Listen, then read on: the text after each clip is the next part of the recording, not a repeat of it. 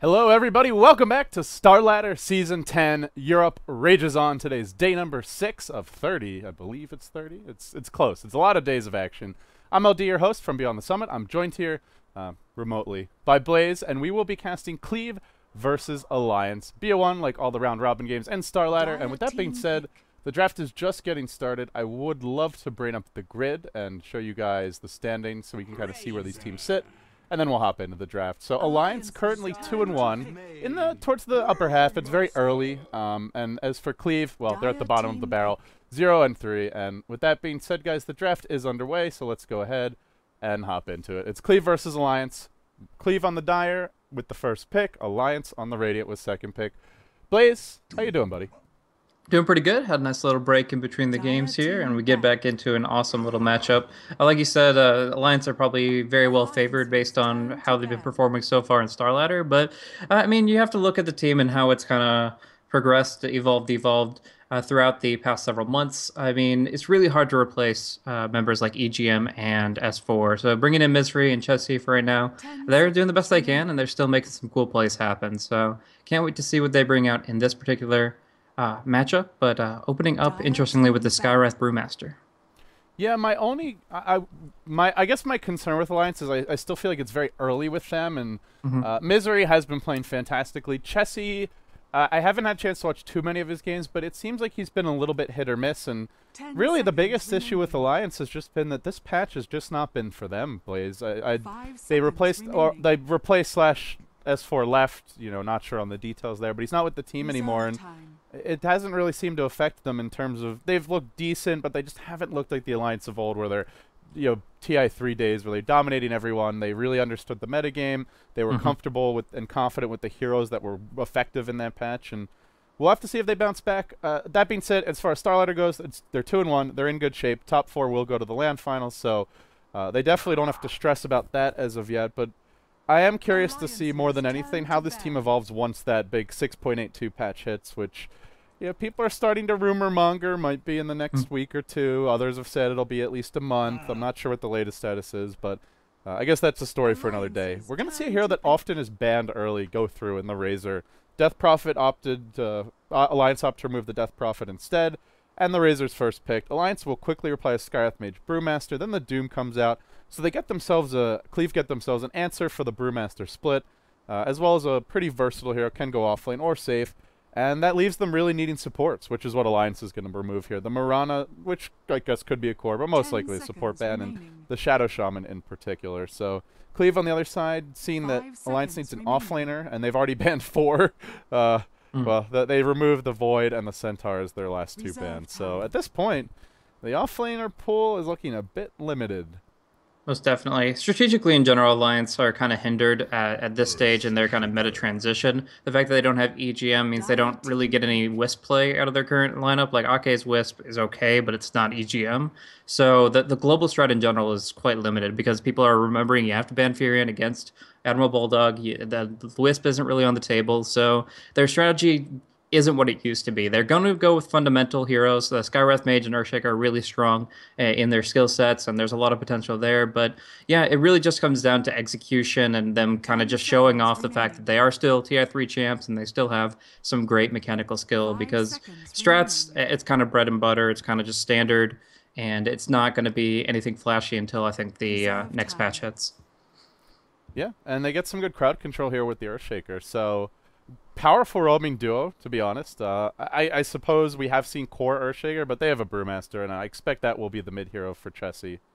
And looking at Bulldog's offlaner, I wonder what he's going to play. I think for me, that's the biggest question mark about this draft right now.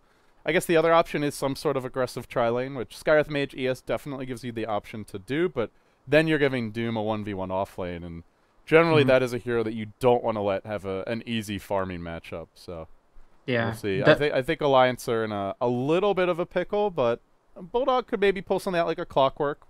Not the best versus Razor, I want to say, and Doom is pretty tanky, but they need something for him, and it's just a limited pool at this point.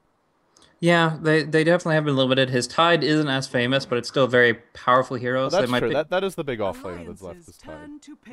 So there's a lot of potential there. They're going to go with Naga Siren for right now, and that might just be kind of a... Actually, I don't know. Alliances run a lot of supportive Siren, even in the kind of carry Naga metagames. So I still think that that's possible, where they could go for maybe like an off-lane brew for Admiral Bulldog, which we have seen, and then transition Skywrath into a core. But most likely, just to keep it simple, I guess we can look at it like just a hardcore farming Naga in the hands of Loda. I think you might be right, because, I mean, generally we see the carry Naga going mid. It's something Loda's done before, and as far as the brew goes, I think you're on point that maybe it is a Bulldog Brewmaster in the off lane. It is Radiant as well, so that makes life a little bit easier for the brew, but yeah, it's going to be interesting. It's not like the most reliable offlane hero, and especially if he gets like a 1v1 matchup versus a Razor or something, that's really going to be difficult for him. But well, we'll see what the lanes are. Alliance still not 100% sure how they're going to put these heroes onto the map. Last pick coming for them, but before that, Cleave get a chance to reply. They still need a support here, and they'll be looking at one more core, and it'll be a Disruptor, so they get a great answer to the Brewmaster. Now they've got 3 ways to deal with them. Stealing the split is great. Fissure is a fantastic spell to kind of steal and deal with them as well. Skywrath Mage, Silence can be stolen, but more importantly, they have Doom, and now Static Storm. It is going to be a painful game for whoever's handling that brew, I feel. Definitely. As well, it's actually a pretty good hero against the Naga Siren in the sense that a lot of the time you just look at Naga Siren as this invulnerable hero who essentially can just song TP no matter what. Especially when she gets those BOTs up, it's very frustrating. But Glimpse is one of like half a dozen spells that can actually be outside of the Song of the Siren range and still be able to counteract the TP away. So could be nice to try to thwart an escape, try to make sure that they aren't able to play passively and just avoid fights all the time. Cleave can commit. They can go forward, and they have some more chase potential with the Glimpse. Yeah, and just to echo your point, for those wondering, Son of the Siren has a huge AoE, it's 1250 radius, but Glimpse is longer when it's maxed, it's 1800. Even at level 3, it's still, you can be outside the range of Song. Now this is, of course, assuming that you don't accidentally walk into it or get too close. But yeah, on paper, can at least cancel the TP. Then the question is, can you actually kill the Naga with the follow-up? So we'll see what Cleave are able to do, and I guess it will be the brew mid. They're gonna go for, or maybe a safe lane brew and a Naga mid, but still, we're looking at a different offlaner for Admiral Bulldog here. It's the Clockwork that's picked up, and so I suppose we'll see Loda handling the Naga. Chessie will be taking up the brew, and Bulldog on the clock. Is that what you're expecting? Yeah, I think that makes sense. I mean, I love to see core Skywrath come into play, but I don't see the Earthshaker duo being strong with the Naga. So it should be Earthshaker Sky being the supportive roaming and trying to make things happen across the map. And like you said, Emerald Bulldog, that's in his top 3 is Clockwork as far as offlane options. So although there were an insane number of offlane bans, he'll pick up something that he's comfortable with nevertheless. And the draft now completes. We'll see a Venomancer. During the break, I was watching Power Rangers play Alliance, and they ran a Veno and just crushed Alliance with it. So maybe Cleave taking a page out of the book of their CIS brethren there, and it's been a hero that's had, I feel like it's a mixed bag of results with Veno. Some teams are amazing with it. Vici Gaming was great with it at TI4, and then other times it's just the hero is useless and he falls really flat. But it looks to be a core Veno to boot, Blaze.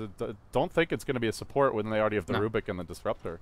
Definitely not. Stress loves to take the heroes that are kind of early game presence like Jakiro and Venomancer and take them to the mid lane, so this will work out very well with his playstyle. He also likes to put a lot of emphasis on tower push, so they didn't really have any push to their lineup prior to this Venomancer pick, and finally they get it a little bit with early Basilius, the Plague Ward build, and yeah, we'll see what he can do with it. But I definitely prefer the core Veno over the support Veno at this, just in general. The last patch really killed his early game damage, and yeah, now he's going to be in the solo mid. We'll see what he can do. For now, he's kind of bringing up the rear. 285 MS, not able to keep pace with his allies, and there might be a fight breaking out pretty quick. Yeah, it looks like Alliance will scout this one out. They'll make a safe retreat, and on that note, we can introduce our teams as they get aggressive, take over the Radiant jungle. We've got, is it Tron? Is that how you say it on the Doom? Mm-hmm. Yeah. I used to say Shaco, which is definitely not on the Doom. Right. Okay, sorry about that. No, do you pronounce that? Zyra told me this, and it was Hokan, I believe. It's really weird. Okay, if anyone actually knows how it's supposed to be pronounced, let me know, but I guess we'll go with that for now, Hokan. So he'll be playing the Doom. We've got Stress on the Venomancer that puts Metpum on the Disruptor. Saniko of the Laputa, I'm just going to call him Saniko or Nico on the Rubik, and that leaves Roger going towards the top lane as the Razor. And it appears we may see an aggressive tri-lane, though. Right as I say that, no, they're just camping for the road. And on the Radiant side, we do have Team Alliance looking pretty good, 2-1. Cleave still looking for their first win at 0-3 here in Starladder Season 10. Loda handling the Naga. Actually going to the off lane. Ake will be playing the support Skyreth Mage. That puts Chessie onto the mid brew, rushing the bottle. And Bulldog on the safe lane Clock. Already did a bit of Cog blocking. And that, last but not least, will be Misery on the Earthshaker. So creep equilibrium really a bit of a tug of war here as Cleave attempted for a 3-hero block, but didn't end up getting a full block. I'm just dropping down a Fisher here to block out a few creeps. It's going to make sure that Amrabola can stay under tower against this aggressive tri-lane. And yeah, things get very interesting here as we get to see kind of an aggro duo from Alliance. They're just going to try to keep Bulldog alive. Misery's a great turtle hero to do that as well. And then they get this kind of 2 versus 1 matchup to pin down the Razor. Still, he's going to get some link damage, but Naga with some good base move speed will break that at 21 damage. And still will be able to find some CS. Yeah, and the thing is, you're running a Doom tri-lane against Clock Shaker. Like, you're not getting kills in this lane. So I do like the adjustment on my Cleave. They're already going to start roaming, head towards mid, maybe even go top to try and shut down Loda, but I feel like this tri-lane won't get kills unless there's a horrible misplay. And oh, right as I say that, the dual lane might. They get a nice Fisher block from Misery, and it's a level 1 battery assault that they follow up with on the Shaco, pushing him out of the cogs. There's a little bit of mana burn. But he's juking right now. They don't have vision of him. Now the battery assault continues. Misery, Fissure, coolly down in 5 seconds, but no mana for it. Waiting for that clarity up. Should cancel that as quickly as possible. But now body block low. Not dead yet until the Fissure mana just comes in. And just enough there to get the last kill. Or the last nuke off for the kill. Yep, nice little first blood there from Misery. I don't think the clarity was necessary as they had 7 mana in surplus when he cast it out. But just good to make sure of it and keep him pinned down. It's very difficult for a Doom to reposition himself like that without Scorched Earth, without Boots of Speed. Now he's level 2, but he's just going out in that position. He didn't have the support to back him up, so that was quite unfortunate. But now they make their way up top. They're trying to keep Loda from farming, but he, of course, just plays musical lanes, TPing back down bottom. Yeah, and I feel like whenever you're playing musical lanes, the team that has to react is always the team that's going to be at a disadvantage. And Alliance forced Cleave to react first. They get a first blood on the back of that rotation top. And Loda, he'll make the TP bottom. But now if these supports want to come, they've got to buy 2 TPs, or they have to walk all the way there. And either way, that's a costly investment. So meanwhile, they're going to give Ake a little bit of extra experience mid. He'll be farming the lane while Chessie goes to collect that regen rune. So as far as our mid lane goes, pretty much just a trade and farm. We see Veno at 12-2. The Brew not far behind him at 10-1. Both teams off to a pretty solid start in the mid lane, but not really the most action-packed mid matchup. More just 2 heroes that want to farm, get their core items, and the mech on the Veno possibly, and the Blink Dagger on the Brew, and I doubt we'll see too much there. Bottom lane, though we might, as Misery looks for Fisher. They're going to start off with a concussive shot. The Courier walks in. That micro a little bit lacking, and although he will die in the end, the Doom falls. I'm trying to decide what to call him, but however you pronounce his name, Shaco. What did you say it was? Hakan? Hakan. I'm not too sure. Okay. Well, either way, he goes down, but hey, he gets a free courier, man. That's not too bad. Yeah, no, actually, that's something that you'd willingly suicide for in general. So the fact that it just happened into his open arms is pretty awesome for him. Otherwise, it would be just a second death in the game, and he'd be pretty bad off. But gold advantage moves actually towards Cleave for a bit here with that nice little courier pickoff, and yeah, they're going to be able to maybe be a little bit more active with the supports. Boots already up on Rubik. Disruptor, still trailing, and disconnects. I'm not sure if that was just me. No, me too, at least. Okay, guys, apparently it's just been an issue with the Dota 2 servers lately. Occasionally, people just randomly disconnect for no apparent reason. Dude, it's some players only your games, man. Like, there was one Zyori game, and then it's only you from there. So. I'm bad luck, I guess. Yeah. What else can I say, man? But yeah, guys, everyone, thanks for joining us. We've got one more match coming up after this. That match is going to be HR versus NVMI. So looking forward to seeing that, and that'll round off day number 6. So we're like 1/5 of the way through the season for Europe. Man, it's a lot of games. When you get up to 16 teams in a round robin, like every time you add a team at a certain point and it's a round robin format, it's just adding like 2 or 3 days of play compared to like an 8 to 12 team round robin. So lots of great Starladder action still to come. But I guess the big winners so far have been Na'Vi. Na'Vi are 7-1. They've already played half their games, in fact over half, and they have 21 points. The next closest is Tinker with 9. Yeah, they only lost a game to Cloud9 against Envy's Doom late game. I mean, that's like the one difficult thing to go up against. But the teams that they've been taking down, for the most part, they are kind of lower rung teams, the ones that you'd expect them to take down. But just being consistent in that regard and having so many games under their belt already, they got to be pretty confident, especially since, of course, Europe has multiple slots. And everybody reconnects, so we're back into it. Let's see. Oh, all the heroes have already walked back to the fountain. Yep. Yeah, we've been unpaused for at least a minute, so I think they might look to reload. I feel like it should auto-pause if that many people disconnect, you know? Mm-hmm. Definitely. Valve, please, if you're listening. Sure. Great feature to add. I'm giving you the idea for free, so, you know. I won't charge you royalties or anything, but... Both teams, they're trying to decide if they want to... Oh, I should hide my overlay here. But yeah, we're nothing happening, guys. We're just waiting to decide what to do. Misery is flaming Volvo. I guess that's the good thing for Valve is they don't even get flamed. It's Volvo who takes the bullets, you know? Jeez. Their PR department has to be like so frustrated at this game developer just out of nowhere. But no, it's I guess a fun symbiotic relationship between the two. Now we get to see them unpausing. Looks like we're going to be going as is. And yeah, picking up some boots, TP into the lanes. We're ready to roll. The only thing that really changes with this much time, since they're all spending the unreliable gold they got while the game was unpaused, it's that the courier is respawning a little bit earlier. That's a good point, actually, and it's a big deal. Now, when the courier died, I did check. There were no items on it, and I believe Chessie already had boots and bottles, so... I mean, that's where, like, it's mostly just about the gold at that point. There's no huge items that you needed to get out that were trapped on the courier couldn't be delivered. But either way, they have it back now, so a slight advantage to Alliance, I suppose, in that sense.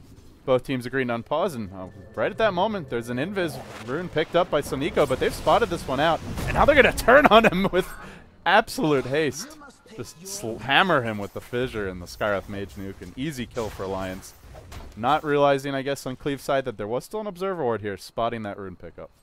Yeah, and scouting that one out, having the prediction, that's a freebie for them. Now they're 3 for 0, and the only thing they've lost so far is a courier, as well as forcing Cleave to rotate a lot. Might even find another kill onto the Doom here. The concussive doesn't go on the right target, though. If it had hit on Doom, they should have been able to go for Ensnare Fisher easy.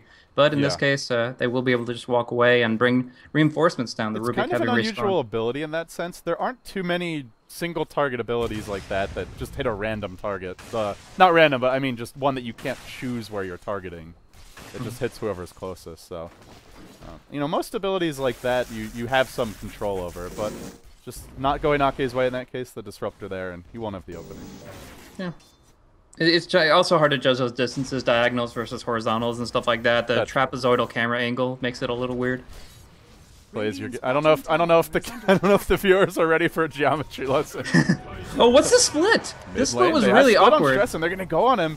Do they get this kill? Boulder Toss is there. They're immolating him down, but it's gonna take a while to kill off Stress, and he's still got bottle charges. Already reinforcements have arrived. They'll Cyclone the Rubik, continue pursuit. This is big commitment, and he's decided, I just can't get the job done. I gotta back. So a split for nothing by Chessie. I guess in good news, it wasn't stolen because Rubik's only level 2. He even lucked out with the 2 pandas that he wanted to be on the front lines to actually be on the right side of the fissure, but there was even some randomness there. So a risk that he didn't need to take, and even in the best case scenario, he still doesn't end up getting that kill. So unfortunate using that cooldown up, but all the same, it doesn't really take anything away from them either. The good news for Cleave is they've got a mech coming soon, and Roger is having an absolute whale of a time top lane. I mean, I had mentioned that, you know, if you're someone like Brew 1v1 against Razor, it's going to be a tough matchup, but it ain't going any better for Bulldog. He is getting his levels, and considering the matchup, that's about all you can expect, but Cleave will have a really, basically a mid-game powerhouse in the Razor to turn this one around with the fast mech, and I suppose that frees up the Venomancer to go for something else. What do you think? Just a straight Ags rush for Stress, or...? Generally speaking, yeah, you might, I mean, sometimes go for tier 2 boots or something like that in between, but as long as they got the mech covered, there's no reason for Veno to go anything but the Aghanims. Maybe a Veil of Discord if they had a lot of magic damage, but in this case, there's only really the Rubik, the Scorched Earth, the Disruptor. Yeah, and the one downside to going Veil early is that it leaves you very squishy, so especially against nuke damage. But they're wrapping around bottom on Ake. He's level 4, trying to get a bit of experience off the lane. Unfortunately, I don't think he'll be so lucky. Soniko now diving the tower. Aki immediately retreating to the trees, gets the silence off, turns and nukes him, but there is a magic stick to keep him alive still. Aki will fall. Now Loda joining the fray. He's got a net and he's got a Riptide, but he can't use both. He chooses the Riptide, and it's just not enough damage to get the kill. Rocket arrives, but a bit too late, and they'll make their way out. So a nice rotation once again from Cleave. This also is going to force everyone off the other lanes. Bulldog has actually gone back to base. Might even be rushing an Orchid with a double Robe of the Magi. I was looking at that. Something we used to see Bone 7 do. I mean, there is technically the possibility of like blade mail and drums, but there's no reason you would build that up in this order. I guess it could be blade mail and treads, but yeah, then like you just get your treads first. They're a really good item. Yeah, no, this is definitely going to be the Orchid, and it's so good for single out the Disruptor in particular. You Orchid him, when you jump in, you can't be glimpsed back, or maybe even if he's just relatively close, when you go for the jump, you prevent the glimpse, and that allows your initiation to really stick, and just gives you that much more potential to kill off your target. Yeah, and I guess the one thing is he is telling that he's building Orchid early since he's already bought the double robe, so at the same time, it's not like Rubik can do anything, or sorry, Disruptor can do anything about it. He's not going to be able to buy a BKB anytime soon, so Cleave will make a smoke, and they'll head up onto the Radiant jungle. Unfortunately, they do find Loda, but they are at the same time scouted out. A great defensive fissure tries to keep Loda alive, and now they'll throw Misery up in the air with the Rubik, but they lose the Rubik off the bat. I think Loda's going to live through this. He's dropping pretty low, though. It'll be a close call, while Stress with a haster and looks to punish Chessie. There's a split ready. Loda barely surviving through that. Bottles up and will be absolutely fine. So we'll prompt a Radiant Glyph, and the one hero not here is the Mech Builder. It's on its way now, but Roger is just pushing top. It feels like Cleave would be much better off fighting with their Razor, but it was a close call, and Alliance just in the right place to dispel that smoke and basically disengage as safely as possible. Yeah, they have a lot of great tools to change how the fights play out. Actually, damage coming into the Rubik. Nice nukes flying out. There's the ensnare. One more nuke, and that will be Rubik taking a spill. Nice stun, but it's not going to be enough to keep him alive, and the double TP won't do much either. Yeah, and actually we haven't had a chance to talk much about Loda, but Blaze, the one piece of good news for Cleave is Loda is not farming. He's got 23 CS at 11 minutes into the game, and there's really no secondary carry to speak of. Clock can be a decent mid-game threat if he gets that fast Orchid, but Bulldog's not having a great game either. I actually think, considering that Cleave gave up 2 kills in the offlane early on, they were gifted the courier kill, yes, but it felt like they had no control over the game. The score's 5-1. I actually think Cleave is leading this by a substantial margin, and the graphs are backing that up. They're up 2k gold, they're up in experience, and most importantly, again, the Naga has been dealt with for now. Yeah, I have a question for you. Do you think if they actually put Loda on the mid lane and had the Brewmaster kind of rotate from top to bottom to top to try to respond to where the enemy was moving, do you think he would have had more consistent farm, or is that just a sacrifice they had to make sure that they weren't just being ganked on mid? I think so, yeah. I think it would have been a lot better for the Naga. I guess the only question is if Chessie's comfortable not playing mid. I haven't watched him very much, and maybe they just felt like, you know, this is where Chessie's going to have his best shot. We don't want to put him in a side lane, or not, you know, if you're used to having rune control and, you know, having a bottle, being able to take advantage of them. And I think purely from a hero point of view, though, you don't want the Naga to be the one who's making those rotations. Oh, by the way, there's a Radiant Observer Ward here, so they do spot the smoke gank, and everyone's coming top. Alliance are going to have to back quick, fast, and in a hurry, and they will do so now. But they don't take the tower. Alliance are really struggling. This is, I mean, about as good. It didn't even look like a good start, but just raw numbers-wise, it feels like a great start now for Cleave. Not often you say that when a team's down 5-1. Yeah, I mean, the supports are a little underleveled. The Rubik and Disruptor are only level 4, but beyond that, they've gotten a lot of great objectives across the map, and they have been suppressing Loda for the time being. We do see the Brewmaster Blink Dagger will be coming out, but at the same time, there's Venomancer Force, and I would actually say that there's potential for the Venom's Force to be even more impactful. Controlling the fights, maybe throwing a Razor at them by jumping him in further, or getting a really good Nova off. We already saw a 2-man Nova, did help out a little bit in pressuring back the opposition, but hitting on 4 or 5 targets, that's where it really gets juicy. Yeah, it gets juicy, and the biggest issue is Alliance are just not taking towers, and we have seen time and again that this patch is more than anything about towers and map control, and towers have been buffed. They give more than they used to like a year or 2 ago, and you get rewarded more for taking them, and Cleave are really taking advantage of that. 3 core items up now, the Blink on the Doom, the mech on the Razor, about to have a drums complete as well, and they're diving on the back of those big items. In comes the Doom, straight onto Bulldog, won't be able to get cogs up, trapped in the Connect field and easily dealt with, while Misery tries to make his escape through the trees. But they've got vision of this, they'll glimpse him right back into the middle of 5, and he's down for the count. And still, I just don't know what Alliance's comeback plan is going to be. You've got Naga. Oh, big clap. No, okay. Clap top lane, and the Brew has gone in. Working on Nico for the time being. Might get this Rubik kill, but there's really no backup for him beyond this. And with one more nuke from the sky, that'll be a close to a kill. One more boulder toss. Magic sticks up. He's trying to survive through this one. The Mystic Flare was forced out. But now the Razor will begin stealing damage as the Panda blinks away to the south. Chessie will survive. In comes a Fissure. They're still trying to force the issue. Now Bulldog's respawn. Returns. Rejoins the fight. Shaco dropping low. God, I'm saying his name wrong again. Oh, I'm sorry, guys. Chessie on the run as well. Roger and Stress trying to run him down. They'll get the kill. And now they chase for more. Misery's going to die twice. He dies again. The clockwork for Bulldog does manage to survive, but an absolute train wreck on the top lane. Alliance are trading kills, and they are buying a little bit of time for Loda to farm, but it just doesn't feel like it's enough. And this top tower is about to go down. Yeah, it was an attempt to create space for Loda there, but literally, although it was a 4-man clap, it was 1v5, and they had to continuously just reinforce with TPs, with delay, and they weren't able to just rally enough. They do end up being at just barely ahead in kill score, 7 for 6, but it's just been really brutal how they've been losing these heroes left and right, especially the Earthshaker, who hasn't even gotten to his Echo Slam yet. Like, they are taking heavy losses. They need to kind of turtle this one out, and every time they go aggressive like that and come up behind, it's quite unfortunate.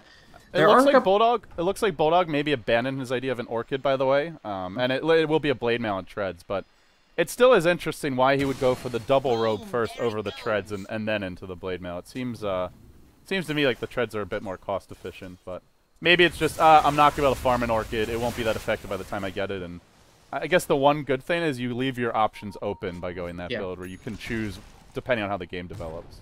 Exactly. You also get a little bit more mana to work with without having to go Magic Wand or Bottle, so that's really nice to keep spamming at your Rocket Flare. You win for this kind of turtle build, which is just continuously counter push and scout things out with the rockets, and that does require a little bit more mana than your standard max battery assault. So it's nice for the flexibility. Now he's going to decide what he actually needs to go, and it is indeed going to be this Blade Mail, which is still really good against a lot of these heroes. They're not going to go BKB early. Razor can't always control his damage source, and the Venomancer certainly can't. Yeah, and if this Razor gets too much bigger, I just don't think Alliance are going to be able to deal with him. If he gets a BKB, he's basically invulnerable to me. Alliance have really no right-click to speak of. Even once Naga gets Radiance, she won't be able to bring much to the table. As our Doom does pick up a haste turn. Hookshot just going to miss on him, but bottom lane it's on to Loda. He'll be forced to Song, and he'll do so immediately while the Razor continues chasing. But Roger's not getting in on this one. In fact, now they've isolated Stress onto the tower, but the damage has been stolen, and this will persist even through the split. Pretty ridiculous. Can he mech in time, though? Scarlet Mage Ult is there. It's not enough to kill him off, but he's extremely low. Another boulder toss? No, can't get in range for it. The rocket finishes the job. Bulldog arrives at the final hour, but this means Loda is doomed. Forced off the fight. Ake looking to get a kill on the back of this. The Fissure's there to keep Loda safe. Unable to blink forward is the Doom, and now the Disruptor's diving. They may have just forced this one way too far. Bulldog tanking Poison Nova damage, dropping low, while on the backside of the fight, the Earthshaker Cyclone isolated, unable to engage, and the split, well, now stolen and going against Chessie. It's actually going to end on the other side of the engagement, but an Echo Slam, finally Misery gets one off. Bulldog's going to connect with a double kill. Cleave give up 4. They don't take the tower, and they just handed the momentum in this game right back to Alliance. Yeah, a huge dive coming out there. They thought they could do so much more with that Primal Split stolen from the Rubik, and hell, even the Clockwork, Admiral Bulldog, he cogsed in himself along with the Brewmaster. They were both the big guys he want on the front line. They were caught inside a Poison Nova inside their own cogs, and they couldn't really get to engage further. But once they waited out the split, they were able to burst on the Rubik before he got the Echo Slam that he stole off, or even use a Fade Bolt, and they were able to turn it back around. Luckily, Loda survives once again, and they actually do shift forward. A lot of momentum, huge experience gains, and they are going to try to start taking back the map. You know, this is how a throw can look on a graph. Not to say that Cleave can't go on to win this game, but this straight up from one side to the other is not what you want to see if you're Cleave. Fortunately, they can't see the graphs. Alliance now sitting mid while Loda pushes in the bottom lane. And he is getting close to Relic Ult. Still, though, he's got to farm the Radiance recipe after that. And I think Cleave still are going to have some time here. If they just take the tier 2 top, that's the there's only 2 outer towers remaining now. They can back off, push out the lanes, go for Roche, take the last tier 2s, and at the very least, lock the rest of Alliance in their base if they play it right. But one more overextension, and that's where Naga's going to be on par or just surpassing all their heroes, at which point their mid game could fall apart. Yeah, this is the Radiance time that you would expect from a Naga player that goes for like an Aquila or a Drums build up beforehand to try to get a little bit more tankiness before you bring out the Aura. We're going to see the fight break out. Doom on Bulldog, but a lot of return damage coming out. Yeah, he's still going in on this one, in fact, but for now the Doom's alive. Bulldog glimpsed back out of the fight and chased down by Roger. He will end up falling, and as well as the Skywrath Mage, but again, Naga lives. Loda has Relic Gold, and this engagement doesn't happen near a tower, so the only thing Cleave could look towards is a potential Roche. And yeah, I did point out, but want to mention that Hookshot was stolen in that fight. Not sure if they really needed it, but it's a cute steal to have anyway. It's generally not the best spell on Rubik, though, as you don't want to be diving into the middle of the fight with 750 HP. Yeah, definitely has its limited potential, but you can use it right when you get... I guess good for ganking the Naga if she tries to Song TP. Sure. That's the one thing it's good for.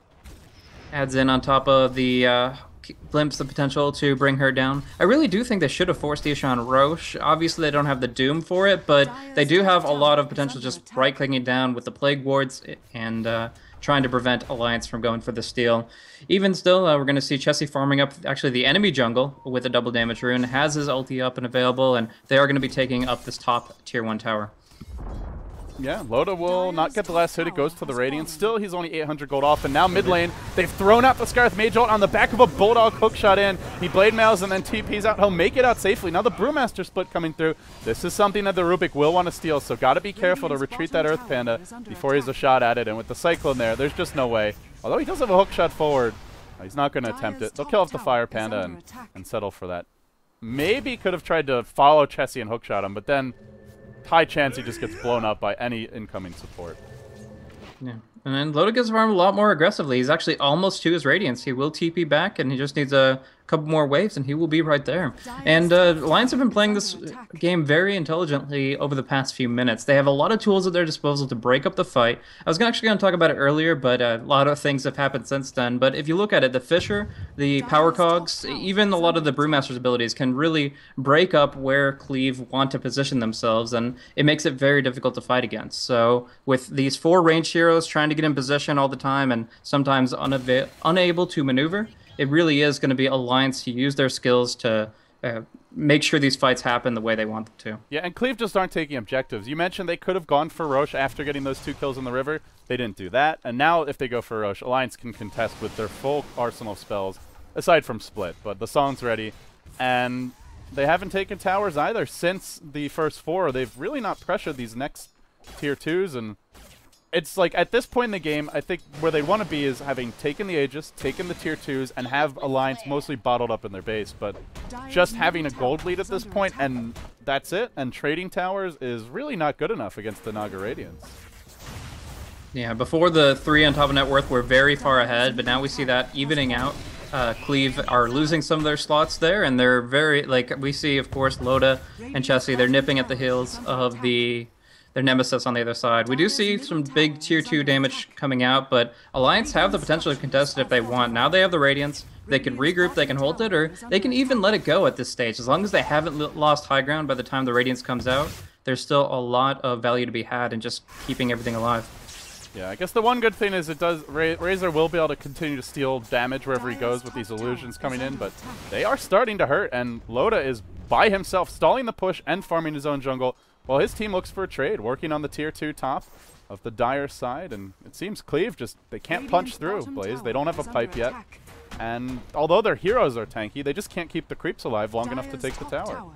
Yeah, they also have no chance of defending the top lane. If they actually had TP to that, it would have immediately jump in from Admiral Bulldog, waiting in the wings. So getting the opportunity to take out that tower for free, and Cleave knowing that any attempt to defend it would have been to their own demise, that just makes it all the more sour that they weren't able to finish that bottom tier 2, and then now they're fighting up against the Auras. Yeah, and now we're at that stage of the game where the Naga, who's needed space and time to get her Radiance, can begin to create space for the team.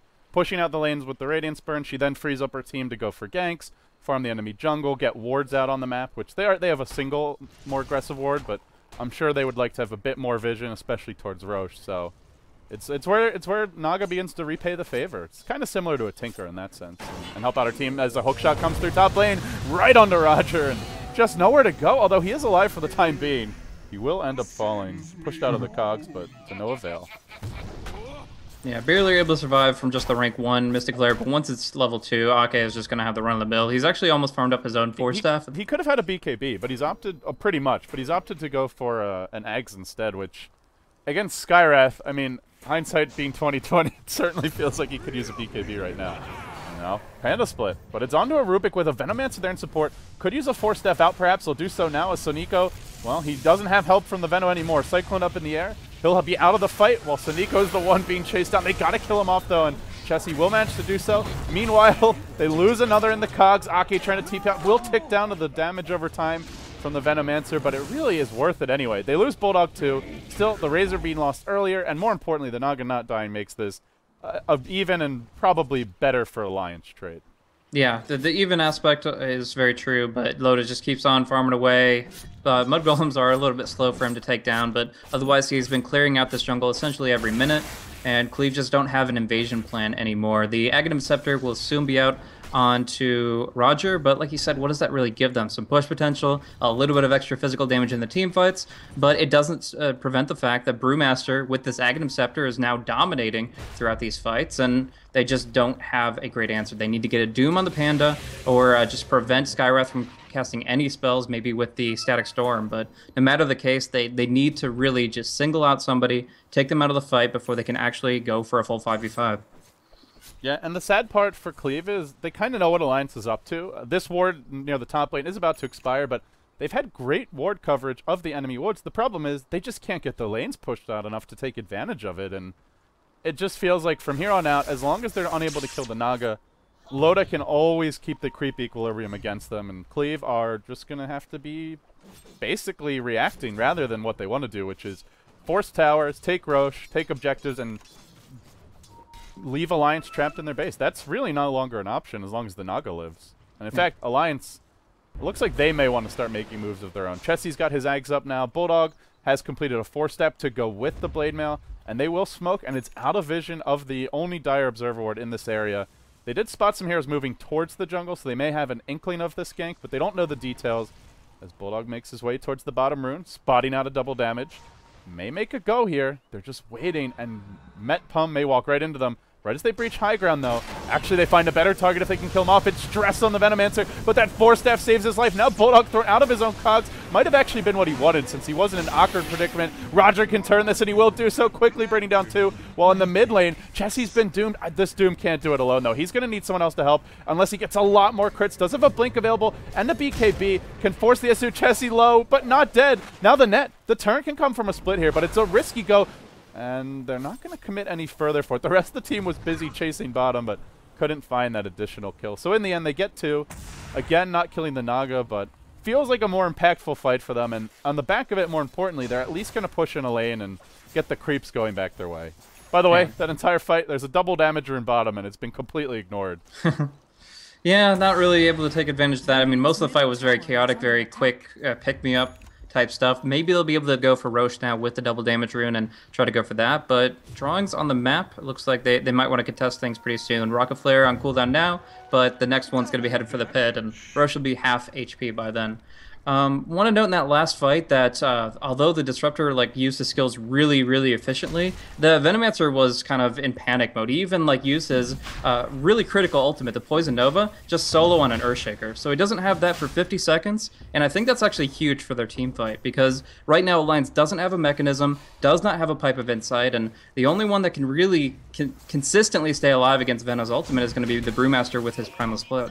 And I suppose the Naga if she songs and gets out, but like you mentioned, there is the Disruptor to kind of answer that and potentially stop the TP, as well as Doom if he wants to use Doom on the Naga. So we see Misery camping. He is in vision of a Dire Observer Ward, and they are wrapping around searching for him. There is also an Alliance Ward in their jungle, so I think this rotation was relatively spotted, but Misery will blink his way out, makes his way to safety, and it's some wasted time here for Cleave as Loda is playing keep away, and he's doing it very well. Considering what an awful start he had, he's caught up nicely. He missed the hook, but Emerald Bulldog just 4-staffs right on top of Roger, still gets him in the cogs, and he's going to be going down. Chessie to kind of go for the kill secure here, blinking on top of him. But this opens up the map entirely for the side of Alliance. They're able to not only just farm the western front of the Dire jungle, but they can pretty much go wherever they want. And at least right for while the that next was minute. happening, they also lost the Rubik top. I think it was just Riptide damage from Lotus Illusions and the Radiance Burn that brought him down. So a double whammy, and it's without really investing too much. The gank mid they had to throw a little bit, but the Naga's farming wall finding kills around the map. Yeah, absolutely. And he's just going to get bigger and bigger, tankier and tankier. 3,400 gold racked up for Loda. And as you mentioned, he's farming lanes, he's farming jungle, he's getting kills, and this is all really favoring him. To the point that I would have to say that really what Cleave need to look into is maybe a Diffusal Blade on the Venomancer. Just some way to burn down the illusions quickly and not continuously fight them from their full HP. Because it's a matter of time before Loda's going to be rocking a heart. And from there, they don't have the damage to consistently kill these guys off. Yeah, I'm not sure what they're going to do about the Naga problem. This was not the game plan for Cleave, and as the game develops, I just can't help but go back to that one fight at the Tier 2 bottom Blaze, and I feel like that's where they had their best opportunity. Yeah.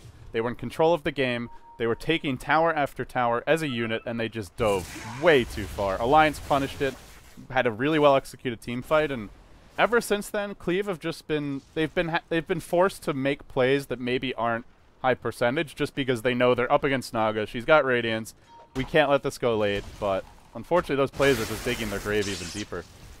Yeah, and I don't really like this Blink Dagger pickup from the Venomancer. Generally, it's a good item, but against the Naga Siren's Radiance, against all these random just bits of damage that are going to put it on cooldown, it's not going to be great. The Force Staff's awesome for getting yourself out of cogs and things of that nature, but other than a little bit of instantaneous action, I really don't think that the Blink Dagger is going to do much for them compared to maybe a Veil for the more damage, or as I mentioned, Diffusal, since they only have one way to burn through the illusion, it's Glimpse. Yeah, and that's really not the best way, so it's a quite long cooldown single target spell, and with that, Cleave will finally look to push, but this feels like a more difficult push than the ones they were going for 10-15 minutes ago.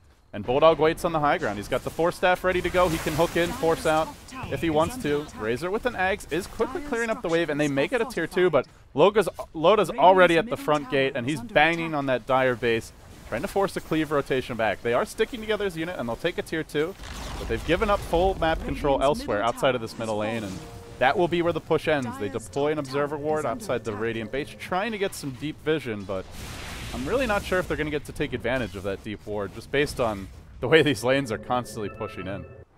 Yeah, they're going to go for some smoke movement right out of their base, trying to charge forward on Distress, onto Disruptor. With the Blink, Venom should get out, but the Disruptor maybe not so fortunate. We'll see if they can close the distance. Bulldog looking for the Force Staff on cooldown, and I think he is going to catch sight of this.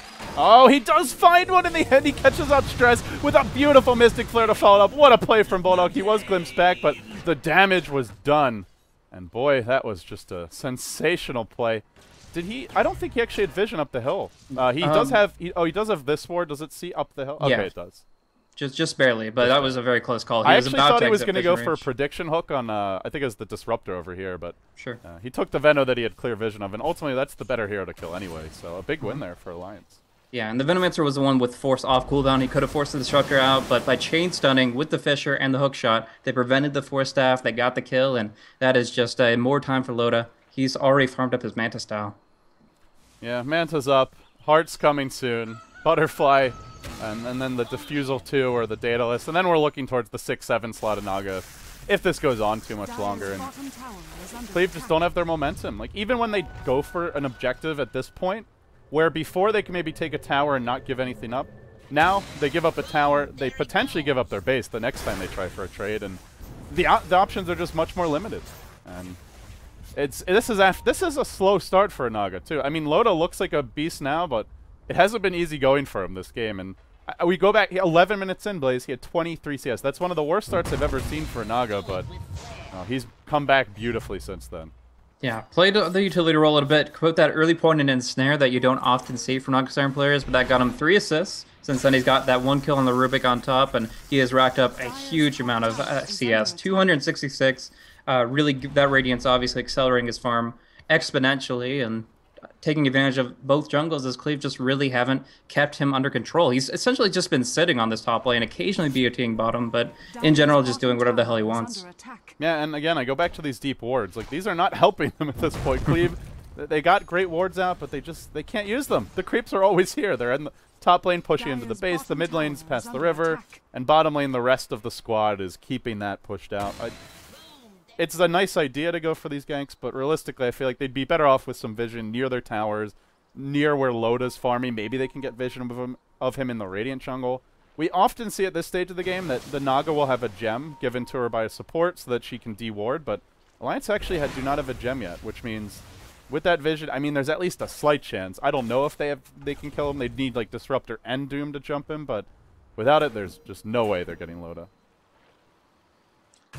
So for now, it's just going to be some counter push coming out from the side of Cleave. The Roche has been pretty much untouched all game long. Like, there's been opportunities maybe for either side to take it down, but now the game has just gone longer and longer, and now the Brewmaster picks up the Refresher Orb. The Primal Split isn't a really high mana cost ultimate, only 175, so even with or without Arcane Boots, he might be able to get 2 off. Nice! Misery. He gets glimpsed out, so he gets a free ticket back to safety. The Doom will come, but it's on Admiral Bulldog. It's not on the Brew, so the Split's free to go, and he's just going to jump on the backline supports. Clap on 3. Beautiful initiation from him. Meanwhile, finally the Doom will find that kill, but it doesn't seem like it's worth it with the Brew Split coming out. Can they follow this one up? Loda's at the base, meanwhile. He's working on the tier 3 tower, but back in the main engagement, they lose on Eco to the Brew Split. It's still going against Roger. He's stolen a ton of damage, though. Plus 351, and they lost the Skyrat there as well, Alliance did, but the good news is still the Naga's free farming, split pushing, not dying. Chessie will die as well. Roger ends up collecting another kill. That's a big streak to end, and a mega kill. Still, no Naga death. It's a slight win for Cleave, and at this point, they'll definitely be happy with that kind of a trade, but the creeps are still against them. They're not taking objectives. It's not completely satisfactory. Yeah, I wouldn't say so. This is just, in general, they're trying to find an opening, they're trying to find a fight, but the cool play from Misery and then the kind of forcing the fight there, Cleave just haven't really been able to take full advantage of their lineup. Stress is not even level 16 for the maxed out Nova. The Disruptor made a couple of really good plays, but in the past 10 minutes maybe hasn't really accomplished too much, and Roger's farm means very little right now. He's 10 second BKB, Aghanim Scepter, Mech, and Drums. That would be huge if they were actually on the offensive, but because they have no creeps behind them, they really can't do anything. Yeah, and it's at that point where they may just have, if they actually want to push out the lanes, they may have to get a pipe, even though it's getting late, just to deal with the Radiance burn. Otherwise, these waves just won't last. And, well, they've taken a lot of structural damage. The tier 3 tower that I mentioned, it's now in deny range. Not something they want to deny, but they're going to have to, because one more wave of illusions will kill it off. And that means now the base exposed. One step closer, Loda marches towards that first lane of Rex, while the rest of the team keeps the bottom lane pushed out. And, I mean, they just haven't seen the Radiant side of the map in 10-15 minutes, it feels like, except the Doom diving really deep for that Clockwork kill earlier, but yeah, that's not what they want. They're up against it now, and they will smoke. Cleave, it's a kind of a, I almost want to say a desperation smoke in the sense that the waves are all pushing against them. They see Alliance is really putting pressure on the base, and they're still smoking way out with only those 2 deep boards that have not seen anything as basically their lens into what Alliance is up to. It's rolling the dice, and they're just not finding anyone. Yeah, in this position, like, they have to find a Naga Siren pickoff. There's 0 death on a Naga Siren throughout the entire game. They're walking right in, actually getting just completely singled out. And they're not done yet. They now find Roger. He does BKB, and he turns on Bulldog, who quickly looks to make his retreat. Meanwhile, Loda is doing his old tricks. He's up for those same shenanigans top lane. Split pushing. Brew Split will come, and this BKB is going to wear off now. In the echo goes. Misery arrives, brings the pain train, and crushes through 2. Chessie will collect the kills, but once again, they are fighting without their Naga. There's a Doom available for Loda, and he will reveal which the real illusion is, but he's got a heart. This Doom is not killing him. He'll need possibly 2 allies, if not more. They'll glimpse Loda back, but he doesn't actually get caught in the kinetic field static storm. That means Loda can turn on this one, and he will do so. Just right-clicking the Disruptor down, and now it's GG. They just tap out. Oh, what an unfortunate turn for Cleave. They're 0-3. Now they dropped to 0-4. And Blaze, I honestly felt like with their start, if they played this game right, it was theirs to take. But that one fight bottom, man, it really cost them. Yeah, the turnaround was real, and he let a Naga Siren get 360 CS without dying once. It's just out of control, something that you can't manage. They weren't able to breach high ground. They lost too much in that last little fight there, and they really didn't get enough farm the rest of the game to make up for it. So in the end, 38 minutes, it's going to be the 600 GPM Naga Siren to go from what looked like a really bad start to a flourish of a finish. Yeah. Now, with that being said, guys, that's going to move Alliance comfortably into a 3-1 record, so they're still towards the top. Again, it's very early for them. Cleave, they're in the cellar at 0-4. Coming up next, we have our final match of today's Day 6 Starladder Europe action. It's going to be HR, who are 0-1, facing off against NVMI. Both teams 0-1 and looking for their first win. And with that being said, everybody, I'm LD. I'm joined here to my left in spirit by Blaze. We will return for our final match of the day after this. You're watching Beyond the Summit.